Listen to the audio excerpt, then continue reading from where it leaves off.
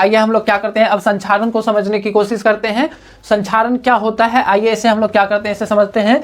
जब कोई धातु, है ना, क्या है, जब कोई धातु अपने आसपास अम्ल तथा आर्द्रता आदि के संपर्क में आता है तब ये संक्षारित हो जाती है। और इस प्रक्रिया को, है ना, इस प्रक्रिया को क्या कहा जाता है, संक्षारण कहा जाता है। हम लोग जानते हैं कि लोहे की वस्तु जब नई होती है तो वह चमकीली होती है, लेकिन कुछ समय पश्चात उस पर क्या होता है कि लालिमा युक्त एक परत चढ़ना चालू हो जाती है। और इस परत को हम लोग क्या कहते हैं, इस चीज को हम लोग कहते हैं लोहे पर जंग लगना। लोहे पर क्या लग जाती है, लोहे पर जंग लग जाती है।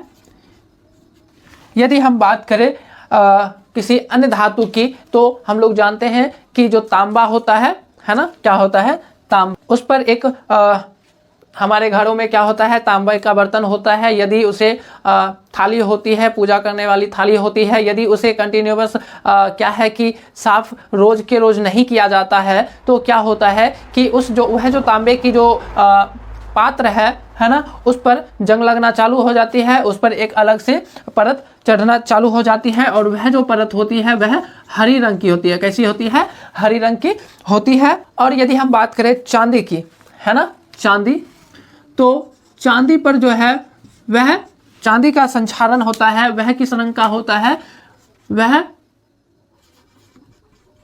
चांदी पर जब संक्षारण होता है, चांदी का संक्षारण जब होता है तो वह काले रंग की होती है। चांदी पर संक्षारण होता है तो जो चांदी होती है वह काले रंग की हो जाती है। यदि हम बात करें लोहे की, तो लोहे का जो रंग है वह भूरा होना चालू हो जाता है, उस पर एक अलग से परत चढ़ना चालू हो जाती है, जिस परत का नाम हम लोग क्या देते हैं, जंग का नाम देते हैं। जो तांबा होता है वह संक्षारित होकर हरी रंग में परिवर्तित हो जाती है, और जो चांदी होता है उसका संक्षारण होता है वह काली हो। संक्षारण के कारण क्या होता है कि लोहे की बनी वस्तुएं खराब हो जाती है, हमें उसे क्या करना पड़ता है, बार बार उसे बदलना पड़ता है, जिससे बहुत ही ज़्यादा खर्च आती है ना। खासकर लोहे की बनी पुल होती है, कार होती है, ये सारी चीज़ें क्या है कि बार बार खराब हो जाती है। इसकी संक्षारण को रोकने के लिए हम क्या करते हैं, समय समय पर लोहे की बनी वस्तुओं पर क्या करते हैं कि पेंट, है ना, रंगों की पुताई करते हैं, जिससे इसका संक्षारण जो है वह हल्का रुक जाता है। तो इस तरीके से हमने संक्षारण को समझने की कोशिश की। आइए फिर से एक बार पुनः समझते हैं संक्षारण क्या है।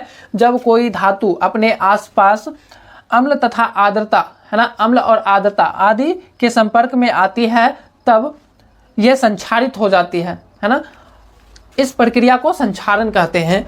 और इस संक्षारण को हम लोग आगे डिटेल में अगले अध्याय, है ना, अगले दूसरे और तीसरे अध्याय में विशेषकर इसे अधिक समझने की कोशिश करें। क्या करते हैं, इस चैप्टर के अंतिम टॉपिक विकृत गंधिता को समझने की कोशिश करते हैं कि विकृत गंधिता क्या होती है। वसा युक्त अथवा तेलीय खाद्य सामग्री, हम लोग जानते हैं वसा किसे कहा जाता है, तेलीय पदार्थ को वसा कहा जाता है या तेल को वसा कहा जाता है। तो तेल, वसायुक्त अथवा तेलीय खाद्य सामग्री जब लंबे समय तक रह जाता है तब वह उपचयित होकर, है ना, क्या होकर, उपचयित होकर विकृत गंधी हो जाती है ना। और इस प्रक्रिया को क्या कहा जाता है, इस प्रक्रिया को विकृत गंधिता कहा जाता है। हम लोग जानते हैं कि उपचयन, ऑक्सीजन का संयोग होना, ऑक्सीजन का संयोग होना क्या कहलाता है, उपचयन कहलाता है। तो यहाँ पर तेलीय खाद्य सामग्री में क्या होती है, वसीय पदार्थ, है ना, जो वसीय पदार्थ होता है, वसीय पदार्थ वह ऑक्सीजन से,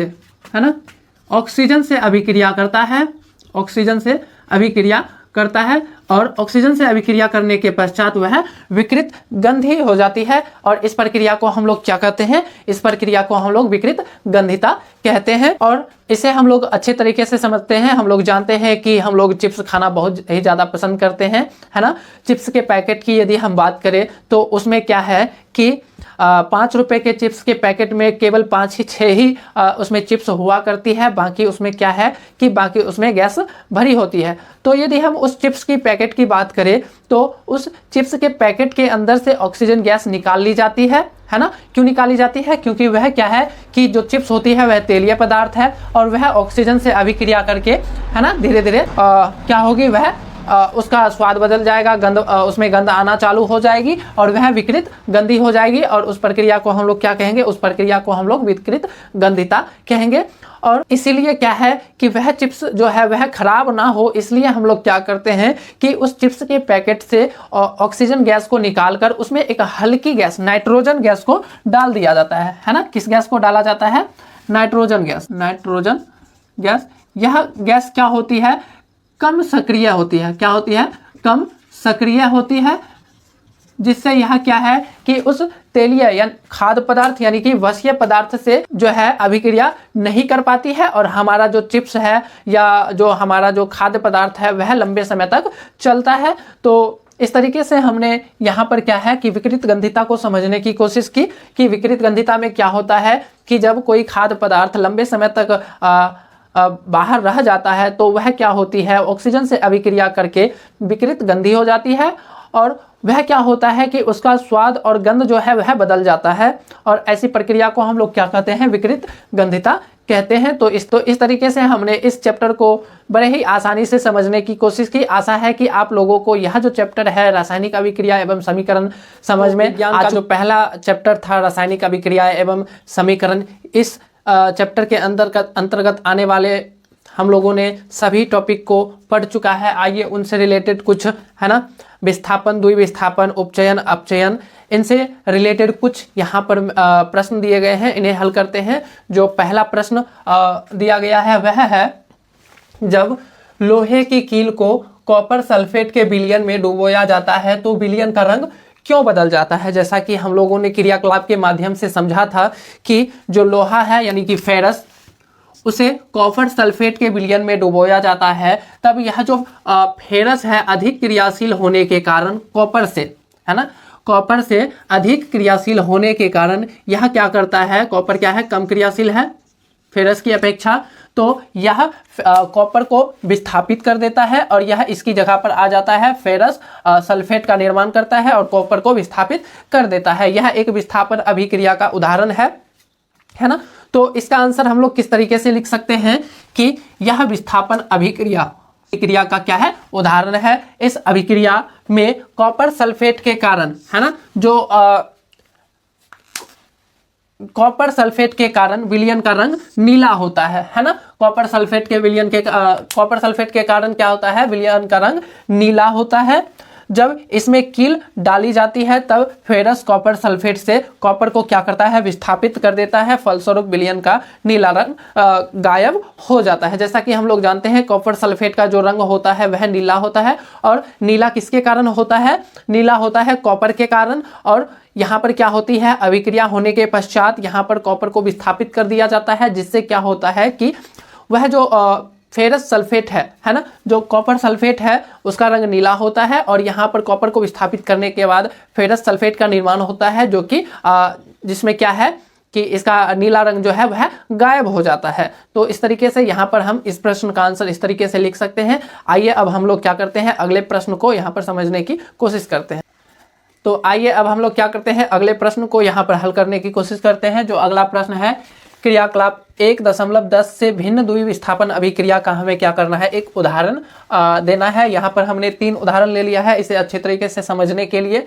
यहाँ पर किसकी बात हो रही है? द्विविस्थापन अभिक्रिया की, है ना। किस अभिक्रिया की बात हो रही है? द्विविस्थापन अभिक्रिया। और हम लोग जानते हैं कि द्विविस्थापन अभिक्रिया आयनों के आदान प्रदान से यह विस्थापन की अभिक्रिया संपन्न होती है। आयनों का आदान प्रदान होता है, या फिर हम कह सकते हैं कि ऐसी रासायनिक अभिक्रिया जिसमें 2 तत्व आपस में क्या होती है? प्रतिस्थापित होती है ना। ऐसी रासायनिक अभिक्रिया जिसमें 2 तत्व, है ना, 2 तत्व या यौगिक आपस में क्या होती है? आपस में प्रतिस्थापित होती है। ऐसी रासायनिक अभिक्रिया को हम लोग क्या कहते हैं? द्विविस्थापन अभिक्रिया कहते हैं। इसे हम लोग समझते हैं। यहाँ पर जब हम लोग सोडियम क्लोराइड NaCl की अभिक्रिया AgNO3, है ना, सिल्वर नाइट्रेट के साथ इसकी जब अभिक्रिया करते हैं, चूंकि सोडियम जो है सोडियम अधिक क्रियाशील है ना, किसकी अपेक्षा? सिल्वर की अपेक्षा। तो यह क्या करेगा? सोडियम सिल्वर को प्रतिस्थापित कर देगा, है ना। और यह किसके स्थान आ जाएगा? यह आ जाएगा सिल्वर के स्थान पर NaNO और यह जो सिल्वर है यह किसके स्थान पर आ जाएगा, सोडियम के स्थान पर यह क्या आ जाएगा, सिल्वर आ जाएगा। तो जिसके फलस्वरूप किसका निर्माण होगा, AgCl, सिल्वर क्लोराइड। तो यहाँ पर क्या है कि दो तत्व आपस में क्या कर रहे हैं, आपस में प्रतिस्थापित हो रहे हैं। तो ऐसी अभिक्रिया को हम लोग क्या कहते हैं, द्विविस्थापन अभिक्रिया कहते हैं। आइए हम लोग अगले उदाहरण की बात करते हैं। जब हम लोग फेरस सल्फाइड है ना, फेरस सल्फाइड की अभिक्रिया H2SO4 यानी कि सल्फ्यूरिक अम्ल के साथ कराते हैं, तब क्या होता है कि यह जो फेरस है यह हाइड्रोजन से अधिक क्रियाशील होने के कारण यह क्या करता है, हाइड्रोजन को प्रतिस्थापित कर देता है और यह किसके स्थान पर आ जाता है, हाइड्रोजन के स्थान पर, है ना। फेरस किसके स्थान पर आ जाता है, हाइड्रोजन के स्थान पर। और यह जो हाइड्रोजन है किसके स्थान पर आ जाता है, यह जो हाइड्रोजन है फेरस के स्थान पर आ जाता है, जिसके फलस्वरूप किसका निर्माण होता है, H2S यानी कि फेरस सल्फेट और हाइड्रोजन सल्फाइड का यहाँ पर निर्माण होता है। यहाँ पर दो तत्व आपस में क्या हो रहे हैं, आपस में प्रतिस्थापित हो रहे हैं। तो ऐसी रासायनिक अभिक्रिया को हम लोग क्या कहते हैं, द्विविस्थापन रासायनिक अभिक्रिया कहते हैं। आइए हम लोग अंतिम और आखिरी द्विविस्थापन अभिक्रिया को समझते हैं। कॉपर सल्फेट की अभिक्रिया जब हम लोग H2S हाइड्रोजन सल्फाइड के साथ कराते हैं तो कॉपर हाइड्रोजन से अधिक क्रियाशील होने के कारण हाइड्रोजन को प्रतिस्थापित कर देता है, या फिर और हाइड्रोजन जो है वह किसके स्थान पर आ जाता है, वह कॉपर के स्थान पर आ जाता है, जिसके फलस्वरूप यहाँ पर 2SO4 है ना, यह हाइड्रोजन कॉपर के स्थान पर आएगा H2SO4 तथा CuS कॉपर सल्फाइड है ना, कॉपर सल्फाइड का निर्माण होता है। H2SO4 सल्फ्यूरिक अम्ल और कॉपर सल्फाइड का निर्माण होता है। तो इस तरीके से हमने यहाँ पर प्रश्न संख्या 3 को यहाँ पर हल करने की कोशिश की है ना। आइए हम लोग क्या करते हैं, आगे प्रश्न को और हल करते हैं। तो आइए हम लोग अगले प्रश्न संख्या 3 को हल करते हैं। निम्न अभिक्रियाओं में उपचयित एवं अपचयित पदार्थों को पहचानिए, है ना। उपचयन अपचयन है ना, हम लोग जानते हैं कि ऑक्सीजन का संयोग होना है ना, ऑक्सीजन का संयोग होना क्या कहलाता है, उपचयन कहलाता है। और ऑक्सीजन का ह्रास होना क्या कहलाता है, ऑक्सीजन का ह्रास, ऑक्सीजन का ह्रास होना क्या कहलाता है, अपचयन कहलाता है ना। ऑक्सीजन का ह्रास होना या फिर हाइड्रोजन का संयोग होना क्या कहलाता है, यहाँ लिख देते हैं हाइड्रोजन है ना, H2 का संयोग, और यहाँ पर क्या हो जाएगा, हाइड्रोजन का ह्रास है ना।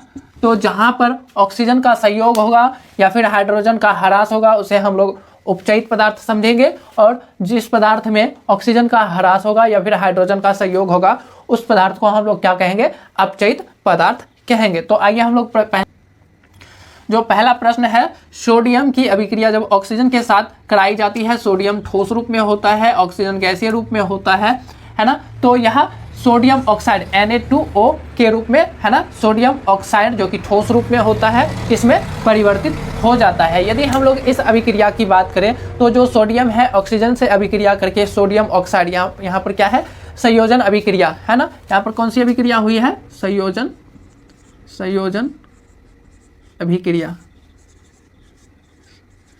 संयोजन अभिक्रिया हुई है। लेकिन यदि हम इस उदाहरण की बात करें तो यहाँ पर क्या है, सोडियम में ऑक्सीजन है ना, सोडियम में ऑक्सीजन का संयोग हुआ है, किसका संयोग हुआ है, ऑक्सीजन का संयोग। और ऑक्सीजन का संयोग होना क्या कहलाता है, ऑक्सीजन का संयोग होना उपचयन कहलाता है, उपचयन।